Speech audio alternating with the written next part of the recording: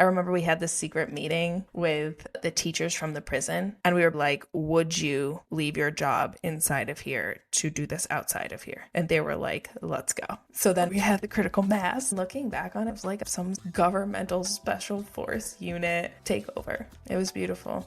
You've just given us a case study in Movement Building 101 that has been in the lost files for the last decade. Hi, I'm Joey, and this is With Roots. In this podcast, I explore who we need to become to shift paradigms and sustain a healthy world, to make meaning of this human experience we share, with roots growing from so many places, waiting for us to explore, nurture, and reclaim. Ready? Let's go. Welcome, Giana. I am so excited to have you here on my podcast. I am so excited for the conversation we're about to get into. Welcome, welcome. Thank you. I'm thrilled. Really. I'm super excited. I have to tell people how we connected. I would like to always give a little bit of the origin story when I bring guests on. And your story, I was reflecting on. I'm like, I'm going to tell it atrociously. I'm going to tell a story atrociously because it's all gaps. Like, I don't know what happened here, but it's so illustrative of the power of vibes and intuition. So we connected through Maya's community.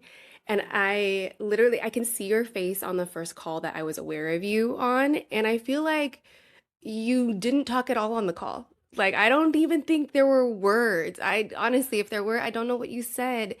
But I just remember, like, I don't know if you've ever walked into a room before and you're like, oh, that person, I think we're going to be friends. And it's just the instant connection. I did it with you. Got that vibe. Oh, see? The Insta friend formula. And I don't know, maybe I was sharing out and I just remember you being like locked in and the nods. And I'm like, no, I think she feels me on a deep level. And then throughout maybe other calls from there, I was like, oh no, I gotta get inside this woman's brain and heart. And then when I saw your page that you had built for your apprenticeship, I was like, this girl's a teacher. I knew it. I freaking knew it. I knew I was just like, theory confirmed. Like, she's down for the cause. She's been teaching. She knows her shit. And we're going to get into all of that on the pod. But we've exchanged a few DMs where it just was like, oh, we don't need a hi, hello, small talk. Like, let's ramp up the friendship. Let's just go straight in and build some shit together. So true. Wow, it's so funny to hear you recount this because that is exactly how I remember it in reverse. Like, it's almost freaky, but of course it makes total sense because I do feel like, yeah, like you said, it is a testament to instinct, especially I think for women, particularly in spaces where there's other women and we find the person who you are like looking across the proverbial table at, who's like nodding along with you, giving you that like subliminal, invisible, like, go deeper. I got you. I'm holding this space with you. And yeah, it's been really beautiful. I feel like I know so much about you. And honestly, this is the first actual one-to-one conversation we've ever had. Isn't that amazing? Yeah, Oh, if women ran the world, right? please. Nothing that wasn't supposed to be a meeting would be a meeting. And every meeting would be, like you said, a gathering around the table, a kiki, let me put some good food in your belly, Do, pour your drink. do you need a shoulder rub? What do you need? What You're else do you right. need?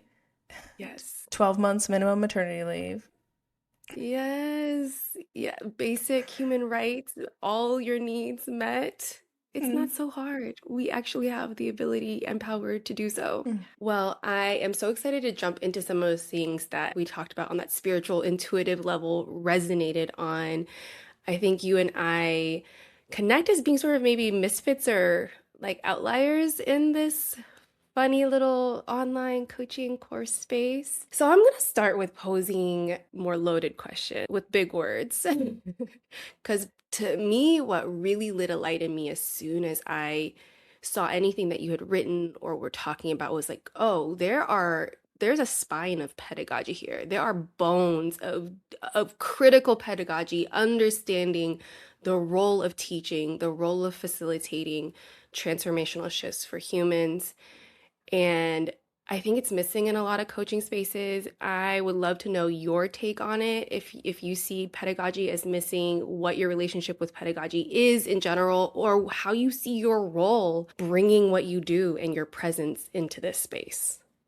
Yeah. What a question. It is loaded, and it is honestly my favorite question to answer because is a testament to this conversation because this is the type of question that lights me up and I want to have it more. And like you said, it's not very prominent in the online coaching space.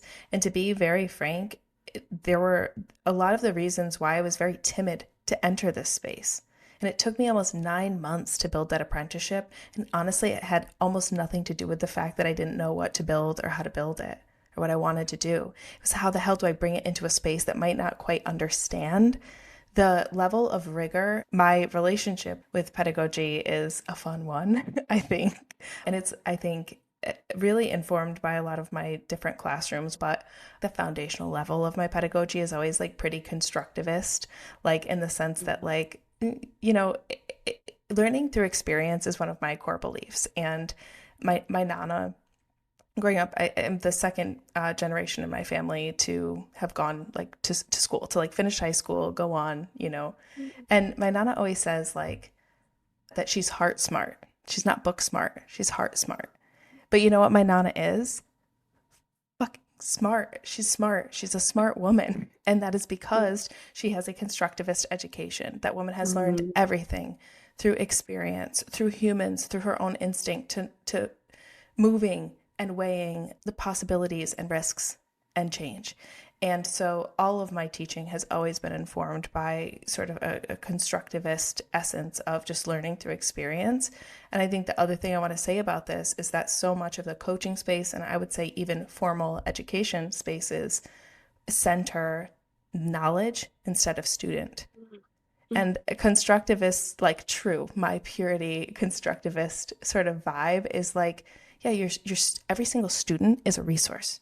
They are literally an asset, a nugget of delicious treasure trove of wisdom that gets to like be an asset to other students in the class. Like every experience you've had, every wondering, every question that is literally on the lit review, on the resource shelf, however, whatever metaphor you want to create. And like when you do that, your aperture is honestly almost endless for where you even start your teaching. And it also honors humans. Knowledge is important, but like who cares about that if we can't honor humans?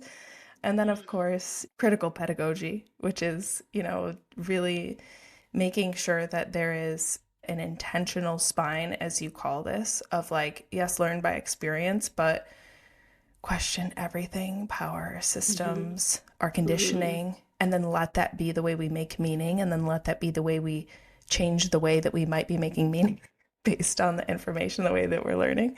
And I think the last sort of type of pedagogy that I lean on most is like dialogic, making sure that like there is a communal essence. We are not learning individually. It's an individual experience done in community, witnessing, sharing, reflecting together is a meaning making machine that nobody can ever get individually from a book. It's like the third thing that is always created when you bring your treasure troves of humans together to like do the thing together. Oh my gosh, I have full body chills. One, I feel like I'm simultaneously looking in a mirror right now. In a way, I'm just like, thank you, ancestors. So we exist. But I also feel like you just picked me up and dropped me right back into some of the early classroom spaces. I did my master's in teacher training at Center X at UCLA, and it's all about critical pedagogy. And a lot of my career since then has been like fighting against the man, machine, whatever the norm, status quo. But you picked me up and dropped me back into those spaces where I was like surrounded by people who talked about these pedagogies and believed that every learner walks into the room with prior knowledge and a well of resources and everything that you just talked about. I'm like, oh my gosh, this is why we need each other because it can be a long, hard, dry journey through the desert when we're doing our work solo. And you just brought me to an oasis. So I just want to thank you for that. It Well, was so thank you for beautiful. asking. Thank you for drawing this out. Thank you for like wanting to have this conversation because yeah, I think that the fact that we both feel like we are like picked up and put somewhere different is exactly why we have to have this conversation, particularly in the spaces that we're both in. Yeah. And I would love to explore more that journey that brought you from the classrooms, from integrating all of this methodology and pedagogy and everything that obviously you speak like a true practitioner. You speak like someone who didn't just read the book. You lived it and you've lived it for many years. So I'd love to hear a little bit more about the stories and the classrooms that you touched Mhm. on that shaped this knowing for you. Yeah. Okay, strap in because Let's it's a go. weird one. Let's fucking Okay. go. Yeah. And what I would offer the listeners is this is definitely not a tale of finding the next job.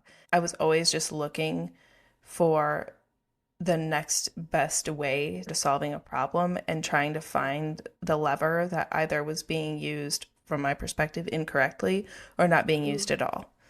And okay. I have to do honor where honor is due. My very first classroom was my nana's kitchen table because Oh. I, Yeah. again, yeah, was there a formal pedagogy? No, but I learned Mm, honestly almost everything that I know now that I do, that I know how to do was first implanted there. yes. The chaotic messiness of like just an informal education of sometimes 5 generations of women over under one roof. It's a whole other story. Beautiful. Gorgeous, super gorgeous. Also riddled with like just a lot of chaos and a lot of like Yeah. seeking, knowledge, Mm, structures, systems, personalities. And my mom owned a preschool for a little while. And so my very first teaching job was helping out with the little ones at a preschool, which, by the way, not really, as you'll hear on this journey, absolutely not at my best with the young kids. Love kids, but listen. Mm-mm. I mean, my experience, I feel like the ones who are meant to teach like high school and older, it's just not our ministry to teach the And babies. it's Love the babies. it's not It's my not our ministry. ministry. It's literally not. I love it, but no. So, my very first teaching job was in a high school. I taught Spanish and history. And actually, I taught high school in the oldest high school in the country. The very first high school ever was in Hartford, Connecticut, positioned, Mm, by the way, right next to one of Mark Twain's houses. And it was one of the lowest performing high schools in the state. So, like, right. if you know anything about Connecticut, super niche, but like the widest opportunity gap in the United States is in the state of Connecticut between Mhm. wealth and poverty and opportunity. And so, yeah, I taught high school and I was 21 years old when I started teaching and most of my students were between the ages of 16 and 18. So we were close in age Yeah. and I had Yeah. 150 kids a day. Yes. Yeah. Let's go. Okay. Yeah, let's go. And so, of course, as you know, and you're in these situations like that, it wasn't just teaching. Yeah, history, Spanish, sure. But I also was witnessing the intersection of workforce, transportation, housing, justice policy running rampantly through these children's lives. They didn't arrive in my classroom super excited to learn history. They arrived in my classroom navigating sometimes the lived experience of a 25 to 35-year-old. That's right. Yes. And so, of course, I was pissed. I mean, I was 21-year-old rip shit getting 150 students a day with very little, let's say, locus of control to actually solve the problems that needed to be solved for before every single child was ready and able to learn, including basic nutrition. So from the classroom, I did do a master's in like instructional design and policy while I was a couple of different master's degrees I collected. That's a different story because I couldn't pay my student loans and needed to collect the formal degrees to defer those things. Yeah, I hear Um, you. but then from there, I actually went to work for the governor, and I was a policy sort of expert on education and anything that really was related to children. And from there, I took a job with the Department of Children and Families, which ran the juvenile prison in the state of Mhm. Connecticut, where I learned a whole bunch more about things that I wish I never knew, but I was really glad that I learned. And Yeah. that was really, I would say, like a turning point from when I realized that the systems as they are were not going to solve the problems. That I actually started to need to look outside of the systems and be real Mhm. creative and real innovative and inventive in the way that I sought to change them. And so I started the first virtual school in the state of Connecticut, which was an attempt to pull kids out of the prison system and be able to actually access education around the state. And again, because they were living lives of 25 to 35-year-olds, they could care for their own children, care for their families, go to school and work and also complete high school. And Wait, this, pause. So let's timeline this a little bit. yeah, How old are you now starting the first virtual school in the state of Connecticut? 25. I figured. I was like, I don't think we've traveled very far We yet. haven't. Let the people know. Okay. So a Yeah. baby, really, and here you are solving systemic problems for your entire state, including interrupting the school to prison pipeline by inventing a virtual school. In what year is this? Oh Like, God. this is not 20. post-pandemic when mm, virtual schools are a norm. No, it's 2015. Yeah, Okay. 2015.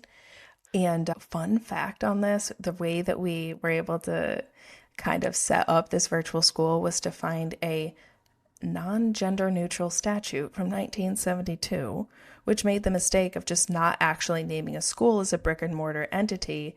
And my 25-year-old little wise ass was like, "Well, you didn't Yes. say that it couldn't be virtual."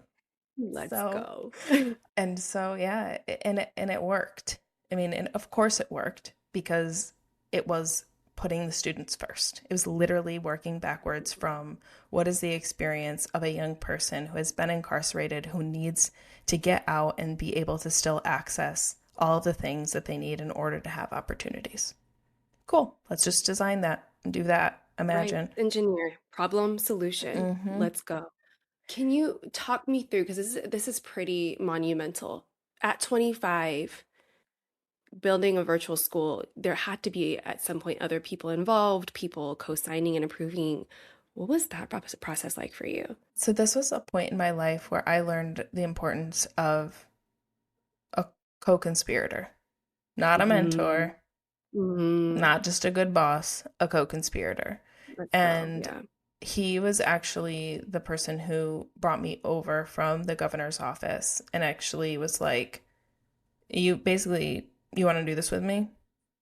Like you're going to do it and you're not going to act like you're, you know, 15 years younger than me. You're going to do this with me. And I was like, okay. Wow. And it was really the first time that I felt seen, not for like my age or my feistiness, but like he was the first person that was like, let's go. I want you to use it all. I want you to take all the anger. I want you to take it all. And it was the first person inside the system that was like, do alchemy. Let's go. And I was like, yeah, okay. And truly let me use my delusion.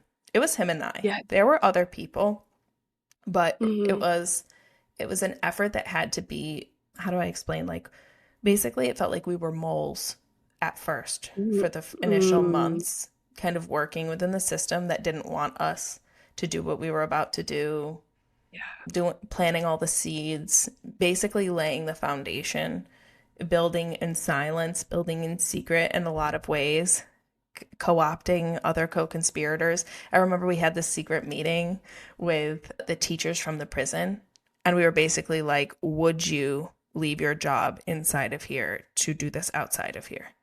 And they were like, let's go. And I was like, Yes. so then we were like, all Oh, right, we have the critical mass, like let's move. And I yeah. mean, it was like, I mean, looking back on it, it was like some sort of like governmental special force unit takeover. It was beautiful. I'm so happy you're telling this story because I feel like 2015 was a really special time period for me in my career too. When you talk about being delusional and you talk about co-conspirators and restructuring systems from within, but with that level of strategy, okay, let's position it. 2015, social media wasn't what it is today. we were still doing a lot of shit invisibly, not for recognition, like really just to make material change in our context, the context of our students and communities. And I want people listening today in 2026 to really take something from here because I'm just like, boom, boom, boom. Okay, are you in a position of power that you can turn around and grab somebody who's fresh with delusion, and tons of energy and ready to go? Can you leverage that positionality, those years in the system, your privilege, whatever, and co-sign, co-conspire with somebody else, right? What has to be done when you're starting a movement that has to be invisible or has to look like something else on the surface that you may not be getting a lot of credit for, but you're doing it because you know that those are the steps to take to make sustainable long-term change for the most people involved as freaking possible with the least amount of backlash. Like, you've just given us a case study in movement building 101 that I think has been in the lost files for the last decade. Oh my God. This conversation, Joey, is like, I am 300% activated. I'm like, I really am, because this is the conversation that I think is missing to really like underline sometimes how you have to move quietly. And sometimes that is the loudest thing that we can be doing. Oof, tell them. I mean, listen, here's what I'm gonna say, and I don't think a lot of people are gonna want to hear it, but okay, this whole like build in public, show everybody everything. I love that a lot of the time.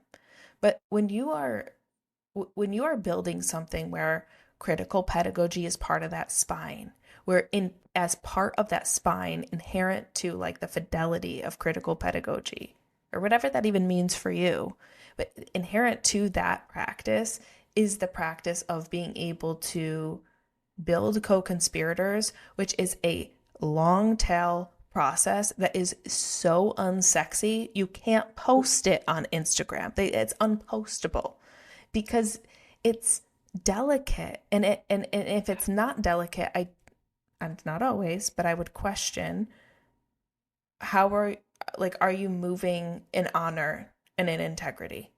Because if it's enough for you to post, I'm not sure. No judgment, Oh my gosh. but I don't know. I'm like planning when can I buy a ticket, meet you wherever you are in the world because we have so many late night wine conversations to have that should not be recorded No. right I now. don't know if this should be recorded. No. This, I'm ready. I feel like we're Yeah. pulling from a decade ago vault of knowledge, and there's such a beautiful reason we've connected and are having this conversation. Actually, as you're speaking, like right now, I'm thinking this is not a small thing to come. By the way, we're recording this in the week where Dolores Huerta just spoke up with her testimony. And I have been since reflecting very much deeply on what it means to live a life in devotion to a movement, but really in devotion to the people for whom that movement serves. And at what cost are we letting movements be led by people who chase icon status and chase visibility and platforming? And history is telling us again and again when we've let that role be led by men and by people who very comfortably fill up that whole space with their oneself, that we are going to be disappointed at the least, harmed at the most. And hearing your story in juxtaposition with all of this internal wondering that I've been doing this week, I am just even more emboldened to say the future has to be matriarchal movements. It has to be your Nana's table. It has to be people who are willing to do the work in unsexy ways because they are knee deep in the mud planting the seeds that are going to grow 7 years from now. No notes. Yeah.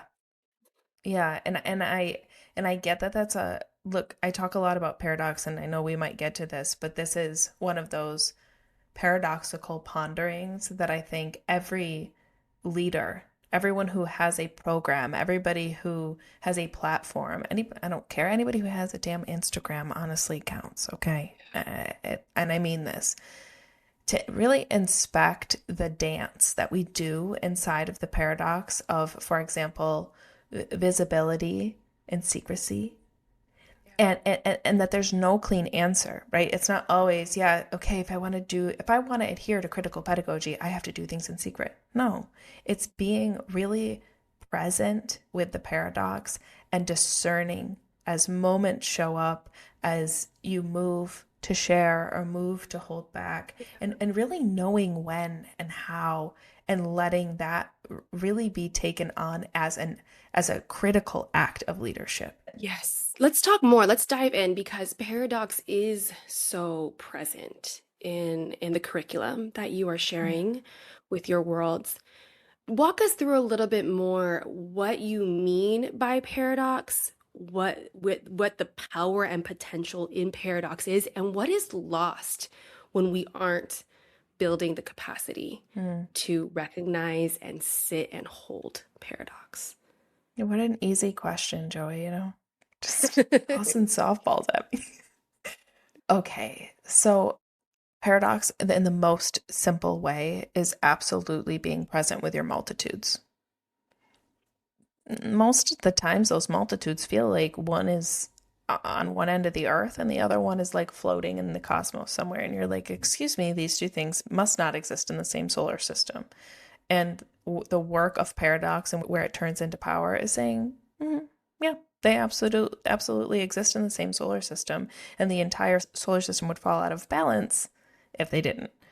And really, I think doing the work of allowing yourself to expand your range and paradox go hand in hand, because the degree to which you can look at something that is, I mean, look at our moment in time. The people who are straying away from being clued in to politics, being clued into the state of our world, are also the people that probably, if they're being honest with themselves, don't know how to experience joy fully in their hearts, because those things are connected.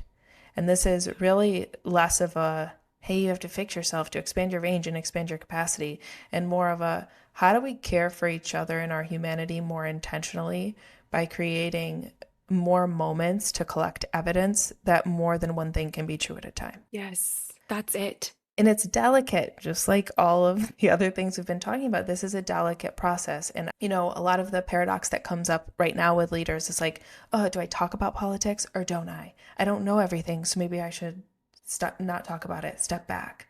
But if I step back, then people aren't going to know where I stand. And that's pretty important, right? I hear this from leaders all the time. I think that the work of doing this is one, being super graceful with yourself, and two, being super graceful with others, because if it is true that paradox is just us clamoring around trying to hold 4 billion truths at once, like, we're going to be wobbly at a whole bunch of things. Literally, constructivism 101. Oh, well, learn. You got to go out and fall down and get dinged up a little bit and come back to safety, and then come back out again and kind of learn your way there. We have to do this with ourselves, and we have to do it with one another. And I think what gets lost here is that when we're not living in the reality that we are all living deeply complex, deeply contradictory multitudes all at once, we live half truths, because we close ourselves off to if it's a one-to-one reality, you just close yourself off to one side of things, and then you live a half truth, and your heart is half alive, and our ancestors are pissed at us and we're not happy with ourselves, and you build an entire life missing half, at least. Mm-hmm. And I'm going to be really honest with you, the entire tale of me going from the classroom to prisons to corporate to now is also paradoxically a tale of a human who is living a half truth. Mm. Even though I was doing the shit, right? I was out there, Mm-hmm. I was literally living a half truth of myself. And coming around to all of this is my own practice, and, walking my own walk and getting really clued in to what was happening with me, trying to reverse engineer my own existence to say, what is here that could be helpful to people also on the brink of not wanting to live like this? Because sometimes, especially when you're doing this kind of systems work, you can lose yourself in it. It becomes your entire identity. My relationship with my family and with my partner sucked, while I was working in a prison. And Yeah. there's a natural trade-off to that, but there's a lot of aspects of my needs, my personality, my artistry, my creativity that had to be shut down in order for me to thrive there. And I think Oh, that if more leaders had maybe infused, I don't want to say the word paradox, but let's say the essence, however it needed to land in that moment, I might have had more tools, more agency, collected more evidence that I didn't need to keep choosing just one side, the bull in a china shop, the, yeah. feverish, delusional, you know, 5 foot Sicilian woman who would run into any room and be like, you better do the right thing. Maybe Yeah. there were other ways. We're going to come back and fill in some of the more pieces of your journey because I think that they are going to really illuminate how you've metabolized this lesson. But I just wanted to pause and point out when you're talking about paradox, I really hear all the depth and layers in it because you're talking about it.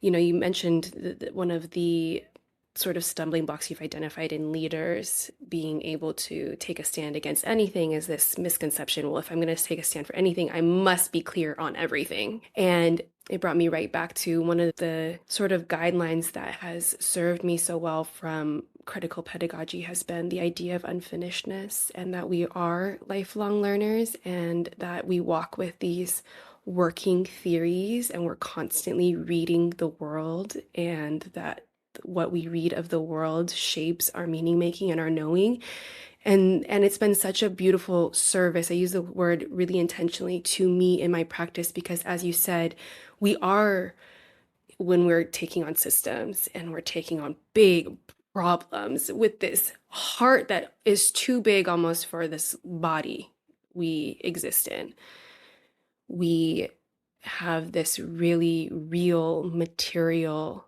tendency to burn out, to exhaust it all, because it feels like we have to give everything because the problem is bigger than us to begin with. So we must drain every ounce of life force in this one little body and then feverishly go and look for more to pour onto this Mhm. fire, right? So I'm so curious what is going to be revealed to us as we come back to your story where you've mentioned going from the prison to corporate, and then there's another significant pivot, maybe more, but I know of the pivot from corporate to now online coaching. And what you're teaching about paradox, and we'll get into even more of your beautiful curriculum that you're teaching now. It's shaped by the paths that you've walked, and so I'm so curious to hear more of what you lived through. Yeah, after sort of the prison bout, and building a virtual school, I started to realize, like I said, like I guess I started to become a person who was like looking for more co-conspirators, number one, and also looking to see not to work always within the system that exists, but to try to build the alternatives and see what Mm-hmm. what mess I could make there. And again, learning my way there because these answers didn't exist. I had to become very comfortable with being messy and very comfortable with being misunderstood. Most leaders never believed me. They never believed my initial idea. I had to do a lot of it became very lonely also, which is a great teacher to be in isolation, to work Yeah. alone, and to try and find my co-conspirators along the way, but sometimes they don't come right away. Sometimes you got to keep building. And so I became a lobbyist actually for a little. I did a bout in lobbying for educational equity, of course, not for oil. And that taught me that, well, women aren't always the voices that are listened to in the most critical lever holding spaces. And Mhm. two, industry, a male from industry is. Because when I wanted to be heard, I used to bring a man from a local business to just say what I would have said, and they listened. Cute. Mhm. But you know what? Again, back to our lesson. I didn't lose my shit in that moment. I didn't let it all go because I wasn't going to change the misogyny of Yeah, politics. I right. I ate that and I said, okay, what am I willing to trade off here? What hill am I Yeah, willing to die on? And yeah. and that lesson led me into my next job, which is I went to IBM and I started to scale a model of education which allowed high schoolers to do community college while they were still in high school. So it was a public-private partnership between high school and industry. It was so Mm. cool. It was so cool. So even in tech, by the way, I've always worked in education. Always, always, always. I've never had a job that wasn't still working with students. Because again, I was always looking for problems and who had the lever. So I got quickly from corporate into the business of like scaling like models of democratized education nuggets. These days I still work in tech while building my business, and I work on, scaling access to AI and try to push on ethics in AI and push on ethical use of AI. But ultimately, in this journey, I came all the way around to, oh no, I think that where I am best positioned to work is actually at the level of the individual. I've spent my entire career in systems. I spent my entire career pushing. I got burnout doing that. I unraveled myself from burnout and came back into it with a totally refreshed perspective, totally not burnout. And I was like, oh no, it wasn't just burnout that was leading me here. My damn instinct was telling me, you are meant to work with the individual, with the smallest unit of systems change, which is the individual. We are systems. Yeah. Oh, full body chills. What was that moment for you? You speak it with so much clarity. I literally have goosebumps all over my body. There's so much to unpack there because your story literally turns like the climb the corporate ladder hero's journey upside down is like here's my home, here's my role, here's my ministry, the level of the individual, and I can say that with crystal clear clarity that this is still systems work, this is still systems change. I mean, you don't have to say it, I'll say it for you. You're still doing something revolutionary. Thank you. What was the moment or moments that revealed that truth for you? The most successful moments in my entire career were actually the weeks where I looked back and I was spending more moments coaching women in corporate secretly, just as Mm, a colleague, as a person, as a leader who knew how to go after, do this very hard work. And in corporate, it is so hard. The misogyny is high, the greed is high, the power is high, and it is a vicious place to exist, particularly for a woman, particularly for an empathic, highly intuitive, highly capable woman. And my most successful weeks are when I looked back and I'm like, I just spent all week basically creating a bunch of rebels, basically just counseling and coaching women about how to do all the things that I've already just described today on this podcast. Do the slow work, let it be unsexy. Don't die on every hill. Pick the thing, follow the instinct. Then when you get there, you reach your hand back and you don't just bring a woman to the table. You kick some of the men out and you say they need to take your seat. And then wait, I think I'm like, I don't know your Nana, but I just feel like I saw your Nana right here on my screen. And I literally, this whole time you've been talking, as soon as you talked about gathering women in corporate, I'm like, it's your Nana's table. it is, it is. Mm-hmm. Say more about that if you can. I mean, Mm-hmm. please finish your thought about this, but I feel like your Sicilian Nana's table is already calling us to to have her moments. So I'd She love for is. if you can You know, weave the story together. well, my Nana is still alive, 85. And this woman I have watched, by the way, just as a side note, you are never too young or too old Mm, to do a damn thing. mhm, Because, mm, yeah, I've watched her completely like revolutionize her own life in the last 5 years and come into her power in ways. I mean, the woman's always been powerful, but I've never seen her own it like this. So I think that it's been beautiful because my Nana's been on her own arc of coming into her own, like making her own choices about politics and going head to head with my grandfather. And it's beautiful to watch. And it's also followed the same arc of me sort of realizing where my agency is best suited.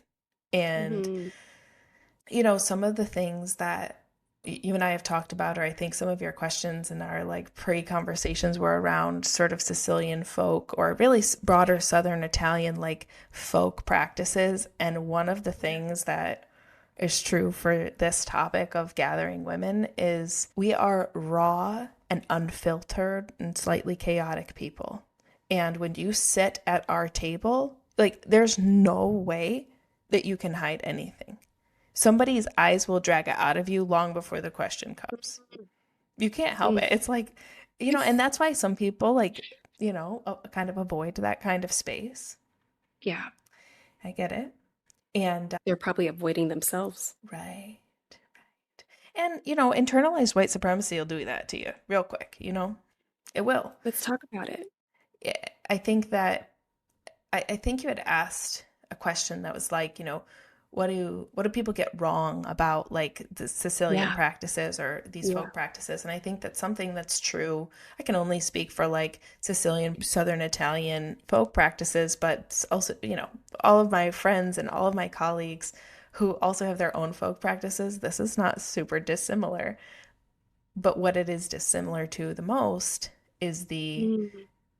anyone who has Yeah. internalized white supremacy cannot tolerate the heat at an Italian woman's table. I'm telling you that right now. They just can't because it will. People have said things to me like, you are like a magnet for my pain. Or things to me like, why can't I lie to you? These types of things are super inherent to the way that I was raised, to the tradition of folk practices that are sort of unspoken. It is in the way that you make conversation or you give an eye. You do not Yeah. let words happen without Yeah. almost like an intervention of some sort to Mm. metabolize truth always through these words. And don't get me wrong, in folk culture, there's also a lot of sweeping some of these things under the table. But when it comes to things like grief and pain and suffering and joy and purpose, those are on the table, out on the table, and to be dealt with in community. Because these Oof. are also the things that when they are left in isolation in our own hearts and our own spirits, they will kill you. This is like the Yes. fear, this is the belief, right? They will literally destroy you from the inside out. They will also begin to harm others around you. Others. Yeah. And so when it comes to like this metaphor of a kitchen table, as I've practiced in corporate, and now I get to practice now as an online coach, is this practice of really coming into my own to not be scared of my own power in the sense that Mhm. that folk practice as enacted in 2026 in this body is a pretty scary thing for a whole bunch of Mm. people that are pretty consistently trying to never let anybody see that. Mhm. And it's beautiful because what I also see happen is even though there's a lot of resistance when the space is created and it reaches a point, people will fall apart. They will literally let Mhm. themselves just dish it out onto the table so that it can be dealt with, so that it can be metabolized. It is food, Yeah. It's literally food Yeah. for power.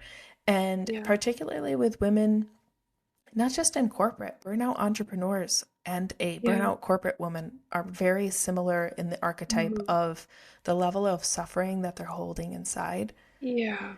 And that's where folk practices are true medicine. I mean, I can call it a Yeah. 7 month apprenticeship. I can have my spine of pedagogy, but you know better than anyone in the end, it's me and every single one of my grandmothers back here Yeah. showing the way Yeah. by teaching women that it's actually safe to show up for themselves and even better to show up in community and even better to let community alchemize the way that they're going to show up in the future. Thank you for sharing all this. Again, I'm so activated. My mind went a few different places with you sharing this, but there's always resonance when if you're a descendant of a collectivist culture and you hear somebody else from a collectivist culture talk, like there's just things that are universal for those of us who exist. You call it folk practices, but to me, I understand it no different than collectivist culture. And you touched on white supremacy, and I always talk about how white supremacy fractured and disconnected lineage for white people as much, if not more, than it did for people of the global majority, colonized peoples. And we are in a moment today where white supremacy is collapsing on itself. And this work for everybody, including white people, is to not just dismantle white supremacy, but to fill the gaps that white supremacy leaves.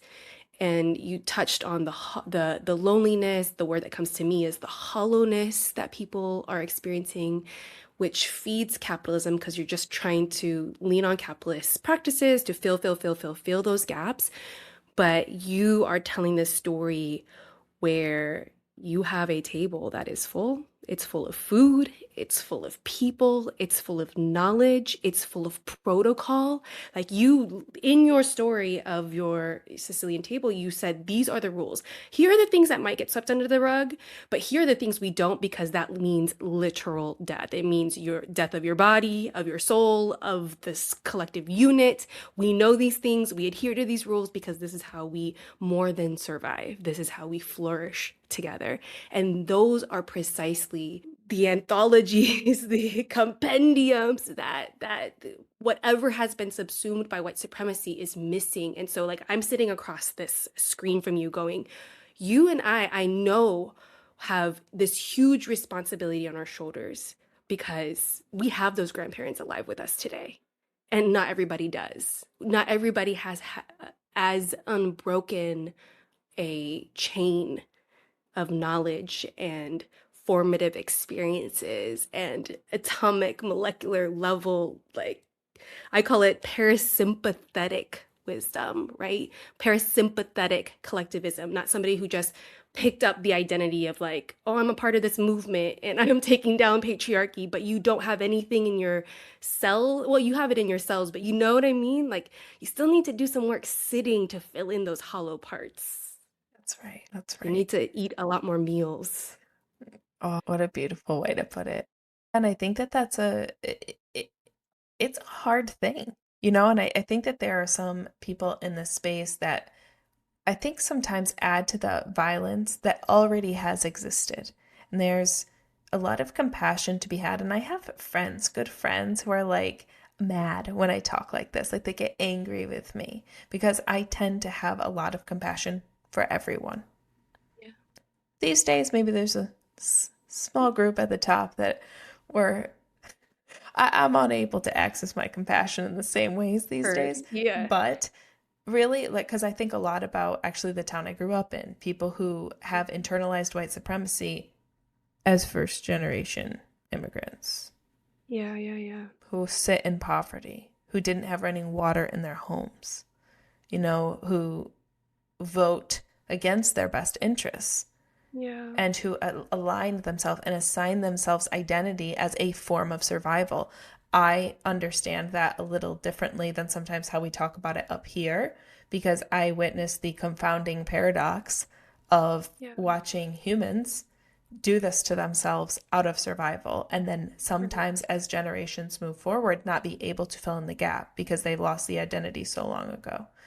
It's a really hard thing, but I think that when we're talking about a lot about critical pedagogy, this can bring us back. Like, and I Yes. think that's why this conversation matters because when you have intention and when you have the tools and when you have the rigor, and I say rigor not from a hierarchical perspective, I'm saying rigor from like that. Okay, if we need to recreate as close to parasympathetic as we possibly can, yeah, it's going to take some rigor and it's not going to be sexy and it's going to be really really hard work. Are Yeah. you ready? You want to do it? That's to me that's equal parts exciting and terrifying, leaning more on the Yeah. exciting end of the spectrum. Well, I think that, the other part of that sentence, it's going to be really, really hard work, but we got you. We got you. It's literally our ministry, our responsibility. Those of us who are still in the hard work, very much so, but have maybe come through some of the parts of it and crystallize it Mm-hmm. and metabolize it to turn around and be like just how we were held by those that went before us on the shoulders that we stand on. Let's keep it going. We're going to turn around and hold you. And so the hard work will only be as hard as what's meant for you in this portion and what's been appointed to hold you in this space. Yes. And there's a lot of resistance at first to that if you've never been held Yeah. before. If Oh, you know, 100%. I mean, it's Yeah. almost like the opposite of what you need, becomes your autopilot because you're Mm. struggling so hard to hold on to the identity that you've built, that your identity is geared up for safety, not so much for Yeah. wholeness. And so a part of Yeah. this work is really asking you to deconstruct this version of you Yeah. that is safe Right. in this capitalistic, Oof. anti-collectivist world. And Yeah. we're like, no, like it's going to be fine, just unravel that and do this other Yeah. thing. And it's like, literally, what do you mean? Yeah. What Yeah. do you actually mean? And what do you mean you're going to hold me? That doesn't sound safe. And I'm also Right. speaking for former versions of myself who I Yeah. had the benefit of growing up at my Nana's kitchen table. 5 generations of women holding me. And still I was like, no, no, Right. I need to sell out in all of these ways. I need to become more hollow. I need to care less. I need to anchor myself into these things that Mm. are, sometimes broaching, like in tech. The paradox between impact and greed is the two sides of the same coins. So, Right. I'm speaking of this not from judgment, from actually having to Yes. experience the confounding nature of being willing to deconstruct an identity that was on track to make me extremely safe, extremely Mm. wealthy, and a perfect contributor to a capitalistic system. Wow. And I was like, no, hold on, there's got to be another way. There still must have been. I'm like, wait, but wait, let me research more. There's got to be more to the story. I'm Mm, with you. I think it's just that you've brought us into a lived experience that so few of us walk when you're talking about reaching this tipping point, this pinnacle, this I'm on this track. If I just continue to push these buttons, pull these levers, I have sure security, wealth, status, all the things that was denied to me as a woman, whatever. Now I'm my here. I climb family this ladder. system. I mean, for my grandmother to look me in the eye and tell me, I'm scared for you, don't do this, Mm, is mm, it's that's confronting because to her, and actually it's really funny. I literally recorded this conversation. She called me in the airport 2 days ago, and I told her about some of our plans of moving, and she is so scared, Joey. She's so scared still because her version of safety is do whatever you need to do to stay safe. Stay safe. Do whatever you need to do to have a yeah. different future than the one that I had. Be able to do more than we could do for you and hold on to Mm, it. mm, Of course. And I'm like, wow, I had this reflection into your point, which is like there has to be more to this story. I don't know what else is there other than to say that I reached a point where I hated who I was becoming. And I hated that even though I had these beautiful stories of impact, seriously, from big tech, I was changing shit from the inside, literally changing the minds and hearts of people who I would sometimes mm. categorize as downright evil and making more inroads for more students all over the world. And it was beautiful. Honestly, I hated who I had to become to do it. I hated the trade offs I had to make.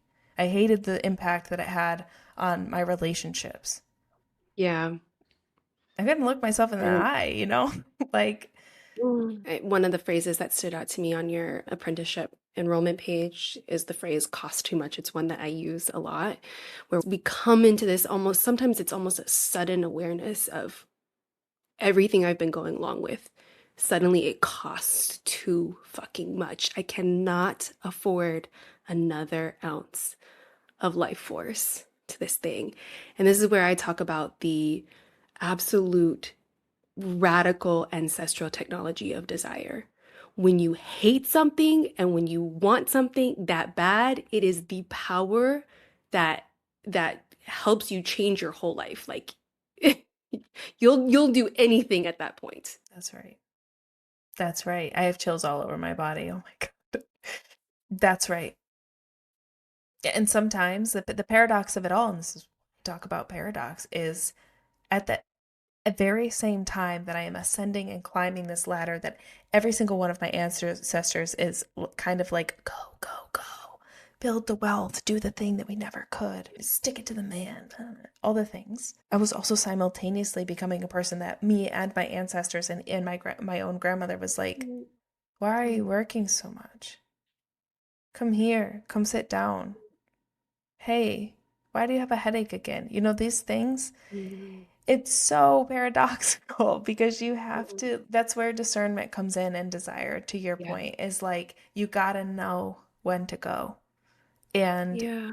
somebody asked me recently, like, do you wish that you would have left sooner? And do you wish that you would have done anything differently? And I'm like, no, I needed to hit my critical point of hatred in order to alchemize Mhm. this. Absolutely. Because that's when the conviction arises the strongest and it gives you, to your point, the fuel to be like, no, the cost is too high. Now I have a new threshold. And just like a true Sicilian woman, that becomes part of the protocol. No, nope. Okay, we gotta keep moving. And it's a beautiful Same. thing. And I think that, as you're talking about this paradox of climbing higher with your ancestors in your ear every step, I don't think that it means that you were ever on, like every single one of those steps you took was the right step. And now you're here where I feel like you already have the blueprint for this. You already left a space where the solutions weren't attainable within the constraints of the context. And so you came out and you built a virtual school. And now I just see you kind of doing the same thing. Like you got as far as you could go in the context of what you were doing in corporate. And now you are exiting and building a virtual school. Right. So let's talk a little bit about it. I would love to have you speak more in your words about this curriculum. You already touched on at the beginning that you came into the coaching space knowing actually what it is that you hold and what it is you have to offer students, and that it's taken 8 or 9 months for you to really gestate this and kind of make the space for this to emerge in as much integrity and coherence as it can, because it is such a robust and rigorous and complex learning space. Tell us about this apprenticeship. That word in itself is so activating. Why an apprenticeship and what does it mean? Why an apprenticeship? Because apprenticeship is like one of the oldest forms of learning, and it's something that's done with real honor for a craft. Yeah. In this case, that craft is knowing aliveness, knowing wholeness, knowing yourself. And so apprenticeship honors the craft, has proximity to practitioners that help Yes. you along the way, and there's duration. And it's really about practice and time and actually some planned, what's the word, discomfort along the way that is any good apprenticeship, like you Yeah. actively like want you to like mess some stuff up because then your practitioners Yeah. around you and you're like, okay, good. Think about like electricians. Like 100% they're starting like mini fires sometimes. Good. Because now you're never going to do that again, right? This is how you learn. It's supernatural. Such a good example. Supernatural. It's totally you're supposed to. And yeah, and I was in the same program as you, and everybody's inventing their program. And I was like, already, like, I don't know if this space is for me because everybody also offers an outcome. Mm, Not everybody. Most programs have like this outcome. Do this. It's going to be this long, and then you'll be able to do this. And I was like, no, I don't even know what that would be. I can't complete this sentence because every student is different, and I want it to be that way. And yeah. so I just dated and gave birth to a 7 month apprenticeship in depth, paradox, and power.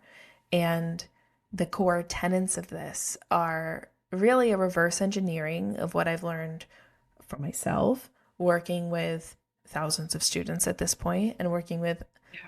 you know, several dozen women who are burnt out and for various reasons and struggling usually against systems of power and their own depth. And usually this is happening externally. So what the apprenticeship does is it recreates a lot of that friction through a curriculum, through an experience internally.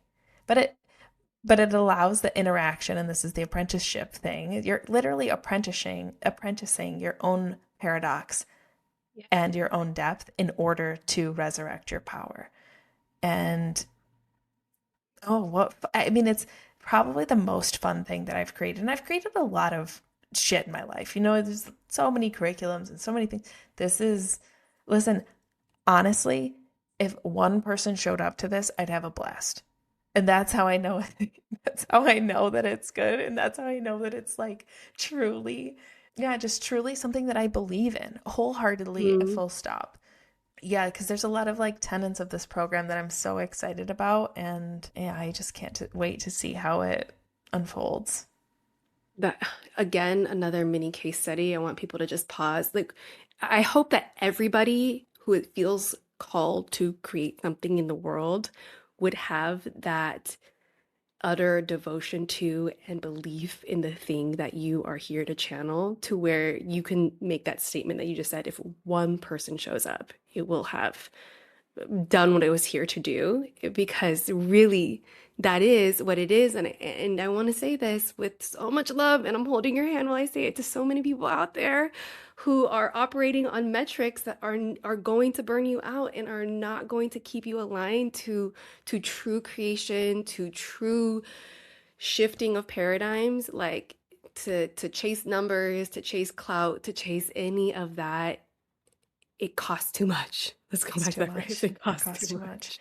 And you know what? And I'm going to say this out loud and very, very vulnerably and transparently. I so badly wanted to create a shorter program because this program launches right on my last day in my corporate job. I lose the safety of a monthly salary and I move in fully to a space of me existing in the online coaching business. And I wanted to, in so many iterations of this program, just tried to sell out and tried to make that cost a little way too high for me to try and make it more sellable and more palatable and more marketable and more understood with a better. And in the end I said, well, Gianna, you really have a choice here. All that discernment, all of the same things you teach and preach and move with, it's time to Mm. put that into practice, sweetheart.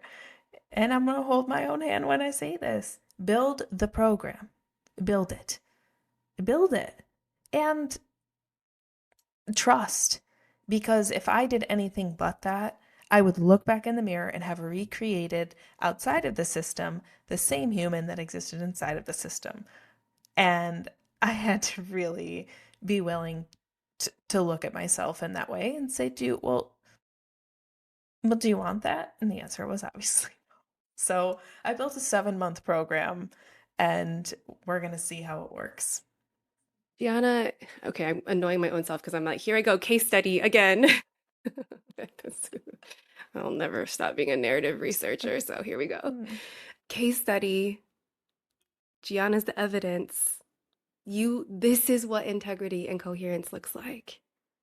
This is what integrity and coherence looks like. If you want to change the world, you have to build things that don't exist. Therefore, it's not safe. Therefore, you feel the risk. Therefore, you must go through the process to resource yourself and root into deeper truths and hear it. Because I just heard your grandmother's, I don't know how many generations passed, but I heard them again as you're speaking your inner dialogue out loud here. This is what radical integrity looks like. And I'll tell you something for what it's worth from my little corner of the world and experience. I went through a similar process as you to put out Sovereign Storyteller, then Ancestral Wealth, and the story goes on. And what I'll tell you is my Sovereign Storyteller all my students keep asking for more time. That is the word on the street now for people who are looking for this deep reconstructive space and pedagogy and proximity to the teacher, right? Because apprenticeship really is that form of sitting at the feet of the elder or the mentor, the master, the person who's gone before, and absorbing how do they move. It's not just let me read a book on how to blacksmith. It's let me stand a foot behind the master blacksmith and see how they move intuitively, how they react, how they take a breath, right? How they turn. Like it's absorbing all of that you have to do in shared space over time, You have you to. know? So you have designed all that to say, for what it's worth, from my perspective, the exact classroom that people not only need, but they are hungry for, they're longing for, they're asking for, and your students are on their way to you. And I cannot wait to see what emerges from this and how the world will continue to change because you are here in it, being you. My God. Thank you. Really. Thank you. You've been, I mean, I know this is our first actual conversation, which is unbelievable. I At a time. it's really not the first conversation. There's no way. But you really have, I think, unknowingly provided me some sort of, when we talk about moving a step behind, the elder, for me, that has been you. And Mm, watching you move, really, I could cry when I say it actually, because like really seeing you actually be able to give birth to sovereign storyteller and ancestral wealth and share your process. I mean, I know I got a unique look into that from behind the scenes, but to me, you were the first person that I've seen in this space that I was like, wow, okay, she's a little like me. She's a little weird. She's a little like, she's a little rigor driven in all the right ways. And I was like, it unlocked so much for me. I think just again watching you move, seeing you do it, and I was like, all right, yeah, okay. When I would question, I would literally, you are a person who would come to mind to reconsider. Okay, but all right, what's happening over here? Okay, come on, come back, because it's hard in this space to honestly not sell out sometimes, and especially as it's like my first go at this, I'm like, oh my God, what am I doing? But you have been somebody who's really, I think, again, just in the way you move, the way that you are, has honestly given me an unlock of belief and hope and craft that we can adhere to some of these things that I think we both believe in and still, I think, not just have success in this space, but help move and evolve this space to say, hey, pedagogy is kind of important. yeah. And, it does actually accelerate and it helps. I'm going to take that and put that right here as very necessary affirmation. I talk about it a lot in my spaces, but the power of story and the power, this is how I reframe visibility. The tagline of Sovereign Storyteller is decolonizing voice and visibility. And this is exactly how I reframe it from sort of what we talked about before, where it is so problematic and tied to greed and tied to platforms and icons that will crumble and fall. But I see visibility as existing generously to be the necessary evidence for those who are seeking proof that you can be you and do this. And that means all of us must exist that way.